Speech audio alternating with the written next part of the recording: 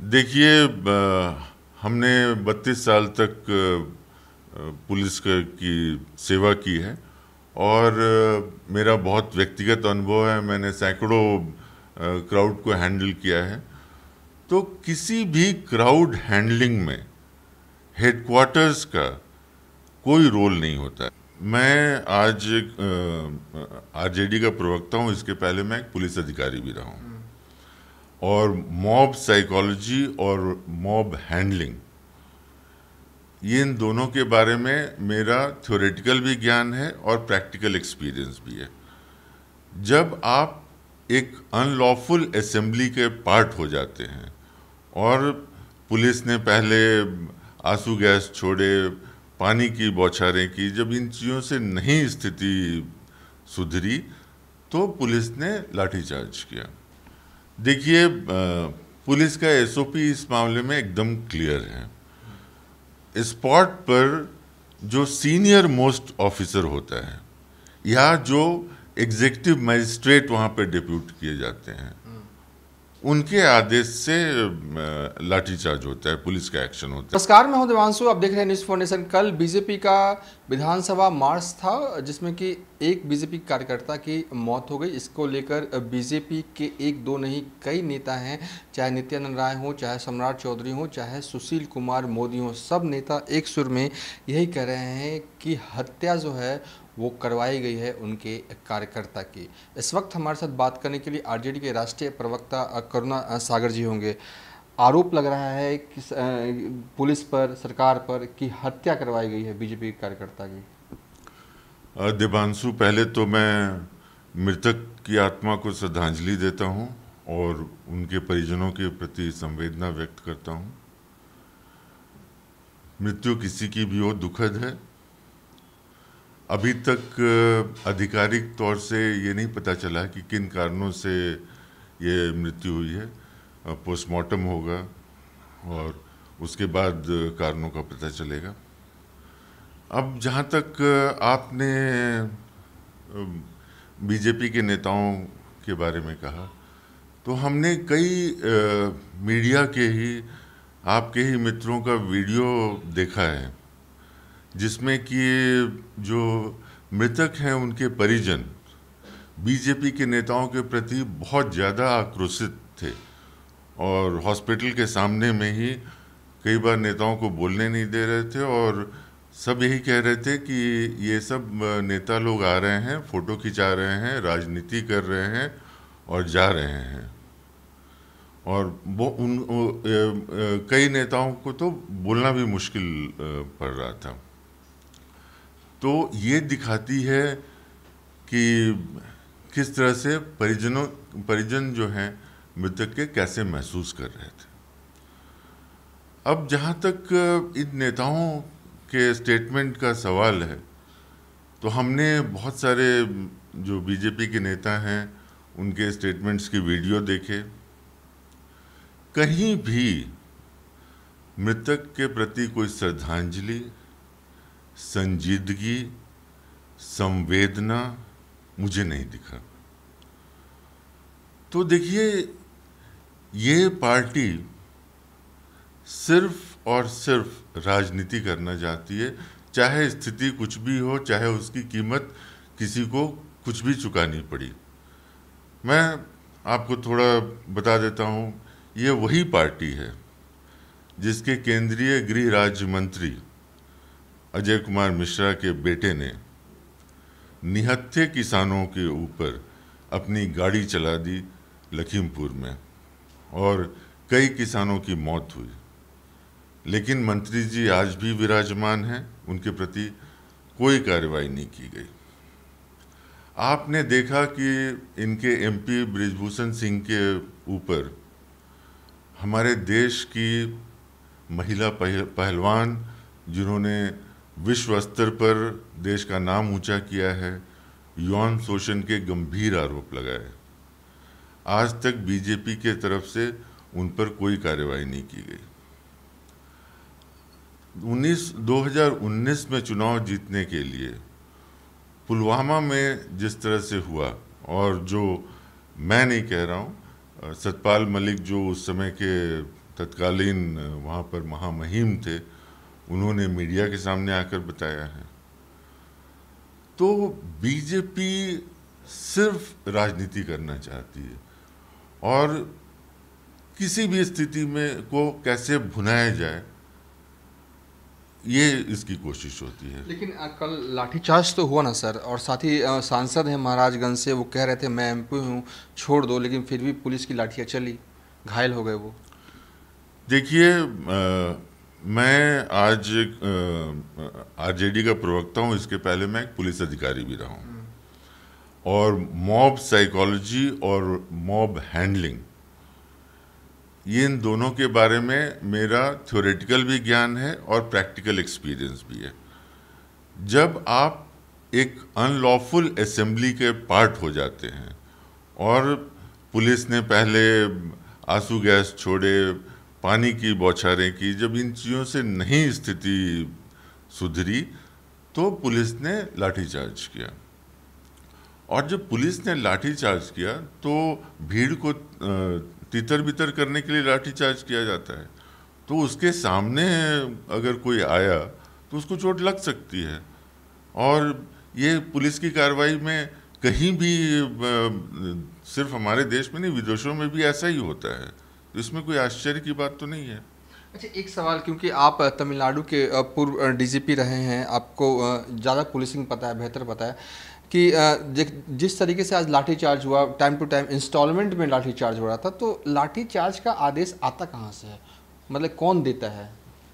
देखिए, पुलिस का एसओपी इस मामले में एकदम क्लियर है। स्पॉट पर जो सीनियर मोस्ट ऑफिसर होता है या जो एग्जीक्यूटिव मजिस्ट्रेट वहाँ पर डिप्यूट किए जाते हैं, उनके आदेश से लाठीचार्ज होता है, पुलिस का एक्शन होता है। जब ये हो गया कि असेंबली को अनलॉफुल घोषित कर दिया गया, उसके बाद उसको मॉब को कंट्रोल करने के लिए लाठीचार्ज का सहारा लिया जाता है। तो ये स्पॉट का डिसीजन होता है, इसमें कहीं भी और किसी का कोई रोल ही नहीं होता है। लगातार लेकिन बीजेपी तो सरकार को पूरा घेर रही है, सीएम नीतीश कुमार को घेर रही है। कुछ बीजेपी कार्यकर्ता ने यहाँ तक कहा कि तेजस्वी ने बदला ले लिया है 2021 का, जिस तरीके से आरजेडी के कार्यकर्ताओं की पिटाई हुई, आज बीजेपी के कार्यकर्ताओं की पिटाई हुई कल। देखिए, जो मार्च था, आप खुद ही कवर कर रहे थे, आपने देखा होगा, इसमें न शिक्षक थे न जनता थी, ये प्योर एंड प्योर बीजेपी के कार्यकर्ताओं का मार्च था। तो बीजेपी के पास आज मुद्दे नहीं हैं। वो आम जनता जो महंगाई से तबाह हो रही है, उसके बारे में बोलने के लिए बीजेपी के पास कोई सॉल्यूशन नहीं है। हमने आज एनडीटीवी में देखा कि एक कहानी जो मतलब हिलेरियस भी है और पैथेटिक भी है, कि एक पुरुष ने अपनी पत्नी के मर्जी के खिलाफ टमाटर का इस्तेमाल कर लिया घर में खाना बनाने में, तो पत्नी घर छोड़ के चली गई। ये आज के एनडीटीवी का मैं बता रहा हूँ। तो महंगाई इनके कंट्रोल में नहीं आ रहा है, इनके पास देश के सामने कुछ देने के लिए नहीं है, और बिहार की बीजेपी हताश और निराश है, क्योंकि इसको किसी न किसी के पीठ पर बैठ के सत्ता में रहने की आदत हो गई थी। और आज आप देख रहे हैं कि बीजेपी महंगाई नहीं गिरा सकती है, लेकिन सरकारों को गिराने में इन्हें महारत हासिल है। और आप देख रहे हैं कि मीडिया कितने चैनलों में हो रहा था, खासकर महाराष्ट्र के बाद, कि अब बिहार में भी कुछ होगा, बिहार में भी ऐसा खेला होगा। तो बिहार में तो रिवर्स ऑपरेशन हो गया, बीजेपी जो सत्ता में थी वो सत्ता से बाहर चली गई।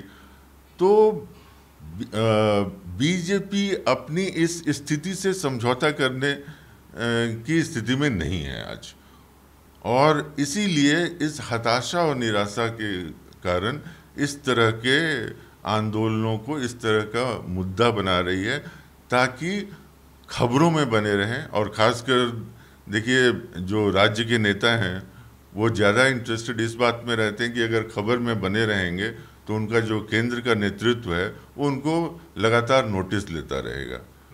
तो ये बात है और इसमें कोई गंभीरता नहीं है और जनता ने पूरी तरह से बीजेपी को, उसके एजेंडे को, उसके प्रोग्राम्स को नकार दिया है। देखिए, हमने 32 साल तक पुलिस की सेवा की है और मेरा बहुत व्यक्तिगत अनुभव है। मैंने सैकड़ों क्राउड को हैंडल किया है।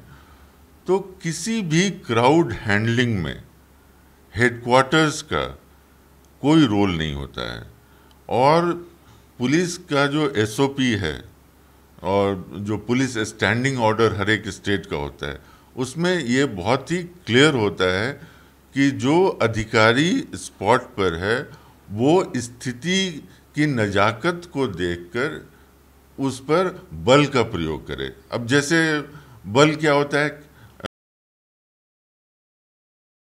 सबसे पहले पुलिस ये अनाउंस कर देती है कि भाई अब अनलॉफुल असेंबली हो गए। उसके बाद पानी का इस्तेमाल किया जाता है, अश्रु गैस छोड़े जाते हैं, लाठीचार्ज किया जाता है, कई बार पुलिस की फायरिंग भी होती है। तो ये डिपेंड करता है कि क्राउड कितना वायलेंट है और जो क्राउड कंट्रोल का मेथड जो वहाँ पर जो अधिकारी है वो जो इस्तेमाल कर रहा है उसका कितना असर पड़ता है। तो कोई भी अधिकारी वहाँ से फ़ोन से कहीं नहीं पूछता है कि अब हम यहाँ पर क्या करें, और अगर वो ऐसा कोई अगर करना भी चाहेगा तो इसका मतलब वो पुलिस का अधिकारी है ही नहीं। तो पुलिस की जो स्टैंडिंग ऑर्डर्स है वो बहुत क्लियर है कि ये स्पॉट पे जो सीनियर मोस्ट ऑफिसर होता है, चाहे वो डीएसपी हो या एसपी हो, एसएसपी हो, डीआईजी हो, आईजी हो, कुछ कोई भी हो सकता है, उसका डिसीजन होता है कि इस समय किस तरह के बल का इस्तेमाल किया जाए, इस क्राउड को हैंडल करने के लिए कौन सा बल उपयुक्त रहेगा। 32 साल तक आपने पुलिस में सेवा दी है, क्या कभी ऐसा हुआ है कि मॉब आ रहा हो और कहीं आपने कहा कि फ़ोन कहीं करना नहीं होता है, वो जो ऑफिसर होते हैं वो खुद डिसाइड करते हैं, तो क्या कभी ऐसा हुआ आपके कार्यकाल में कि फ़ोन आया हो कि लाठीचार्ज तो बिल्कुल नहीं करनी है? ऐसा होता है क्या प्रैक्टिकली? नहीं, मेरे एक्सपीरियंस में कभी ना हमको किसी सीनियर ऑफिसर ने ये बोला कि यहाँ लाठीचार्ज नहीं करनी है या किसी ने ये कहा कि यहाँ पे लाठीचार्ज करनी है। मैंने कहा कि इसका जो रूल्स जो है वो एकदम क्लियर है। और देखिए, हर पुलिस अधिकारी को, चाहे वो कांस्टेबल हो या आईपीएस ऑफिसर हो, उसको क्राउड कंट्रोल का मॉड्यूल पढ़ाया जाता है और बाकायदा उसको फील्ड में उतार कर दिखाया जाता है कि क्राउड को कैसे कंट्रोल करना चाहिए और किस तरह से क्राउड के प्रति रिएक्शन आपका होना चाहिए। तो इसलिए इसमें कहीं से भी कोई निर्देश आया हो, ये बात बिल्कुल ही बेतुकी है।